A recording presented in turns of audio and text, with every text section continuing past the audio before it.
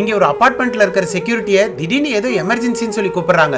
இவரு என்னாச்சுன்னு பதறி அடிச்சிட்டு ஓடி போய் பாக்குறாரு. பார்த்தா காமன்ல இருக்கிற சேஃப்டி லாக்கருக்குள்ள ஒரு குழந்தை மாட்டிக்குது. அதோட கீயை போட்டு திறந்துமே திறக்க முடியல. அந்த குழந்தை ரொம்ப நேரமா உள்ள அழுதுட்டு இருக்கிறதுனால தொண்டையே வறண்டு போயிடுது. இதுல உள்ள காத்து போக கூட வழி கிடையாது. சோ அவங்க அம்மா செக்யூரிட்டி கூப்பிட்டு எப்படியாவது காப்பாத்த சொல்லி கெஞ்சுறாங்க. ஆனா செக்யூரிட்டி ஃபயர் சர்வீஸ்க்கு போன் பண்ண சொல்றாரு. அதுக்குள்ள குழந்தைக்கு ஏதாவது ஆயிடுமோன்னு அபார்ட்மெண்ட்ல இருக்கிற எல்லாருமே இவர்கிட்ட கெஞ்சுறாங்க. இவர் ஆரம்பத்துல முடியாதுன்னு தான் சொல்லிட்டு இருக்காரு. ஆனா நேரம் ஆக ஆக குழந்தைக்கு ஏதாவது ஆயிடுமோன்னு ஒரு பக்கம் பயப்படுறாரு. சோ ஆபத்துக்கு பாவம் இல்லன்னு இவரே அதை திறக்க ட்ரை பண்றாரு. ஃபர்ஸ்ட் அந்த குழந்தைக்கு தைரியம் சொல்லி அமைதியா இருக்க சொல்றாரு. திடீர்னு பார்த்தா அந்த சத்தம் நின்னு போயிடுது. ஒருவேளை மயக்கம் போட்டுருச்சோன்னு எல்லாருமே பயந்துறாங்க. உடனே இவர் அந்த லாக்கரோட நம்பரை காதை வச்சு கேட்டு பாக்குறாரு.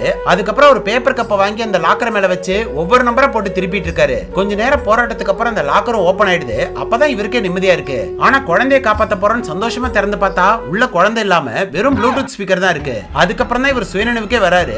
ஆக்சுவலா இந்த லேடி இந்த அபார்ட்மெண்டே கிடையாது. குழந்தையோட சத்தம் கேட்டதும் இத்தனை வருஷமா மறைச்சு வாழ்ந்துட்டு இருந்த விஷயம் இன்னைக்கு ஊர் உலகத்துக்கு தெரிஞ்சு போயிடுது.